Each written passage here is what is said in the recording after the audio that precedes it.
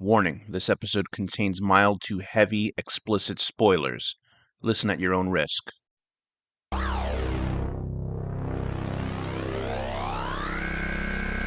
Reviews, discussions, and theories about films in horror, sci-fi, and genre.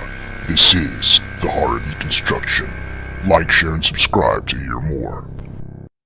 A young man waits for his train in the very spooky nights of Oksu Station in a South Korean city.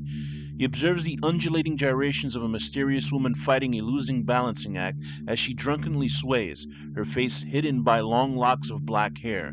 She resembles a shambling real-time version of the couch ghost from Pulse. As the man takes his eyes off the lady, the safety dividers at the train station open. He foolishly pops his head out and sees something in the darkness. It's too late to make any observations, though, as the safety door slams shut, decapitating him and leaving him in a doggy-style position, a posture unbecoming of a corpse but inviting for necrophiliacs the world over. This is the opening to 2022's The Ghost Station, a meandering bore of a horror film that has now taken the spot for the least scariest film this year, unseating Talk to Me. Now, I went into this film because the neat little poster of the shambling woman mid-thrust standing at an ominous train station as its rails disappear into the infinite darkness. Also, it's South Korean. Can South Korean movies really be bad? Maybe if you're in South Korea they are, but I don't see enough of those. Now, I could have stared at the poster for this film for the same amount of running time, and I would have been better entertained.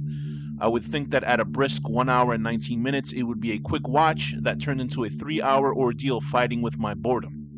To put it shortly, this is the Blumhouse of Korean horror. It's giving you the exact hits and cues you come to expect from what a Western horror movie does in an Eastern equivalent. Faceless woman doing wacky movements? Check. Woman's face hidden by hair? Check. Loud sound effects when something comes on screen? Check. Children's ghosts coming from the darkness? Check. Every single thing you've seen in every Korean horror film makes its way into this movie. It's almost like a culmination, say the Infinity War of K-horror. This movie's plot revolves around Kim Ne-young, a journalist for a clickbait news website who is investigating the death of a man at Oksu Station, a different one, that has had a dubious past, overtaking a small orphanage in its construction.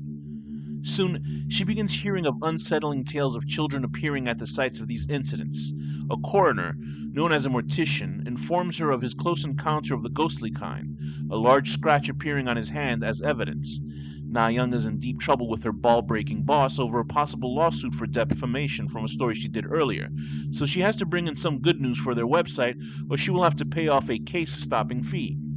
Ne-young's investigations lead her to speaking to apparitions by mistake, putting her job in even more of a chopping block stance. The more and more she uncovers, the more clicks she's been getting. Her boss sets her out on a path of breaking more stories to chip away at the debt her past goofs have put her in. She starts to notice links to an even bigger conspiracy with the orphanage and the creation of the Oksu Station. Now, if this was introduced earlier into the film, it would keep it interesting. That it is, in fact, uncovered in the third act is little too late. Sure, there is motive and A to B story evolution, but it's all wrapped in boring scares you've seen a million times. A character will see a man turn into a monster in front of her and cuts to her at work as if nothing has happened. Another will see ghostly arms wrapped around someone and do nothing more than bug their eyes out. Is this real reaction to seeing disembodied limbs? Sure, there are plenty of characters screaming later on out of fear at seeing the supernatural, but for more than 50% of these, what people do at seeing ghosts is awkwardly look in disbelief. Every single time a ghost comes on screen, boom, a loud sting of noise. There's nothing subtle, nothing creepy. It's all designed for jump scares in a theater, which is fine, but I really couldn't care about it. There are no graphic deaths other than the beheading in the intro. The dancing lady doesn't return to dance. She was by far the spookiest thing in the movie besides the ghosts.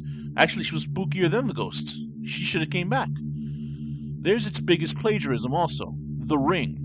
By adding an actual well to the movie, children being in the well, and the children passing on a curse who were in the well, it's pretty shocking how obviously that was such a ripoff of The Ring.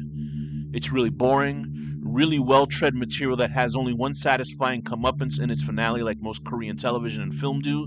The performances are pretty okay, though the sister of the man who was mangled by the train, which begins the investigation, is a little OTT and very Carrie's mom in her delivery. It's a bland horror film that is more offensive because it's from South Korea. I've seen many a great SK films, and this certainly isn't one of them. As the film played towards its finale, I really thought for a moment maybe this was a television series, but thankfully there are no more shows following it. 4 out of 10, getting people to say numbers and becoming doomed fools. This has been the horror deconstruction.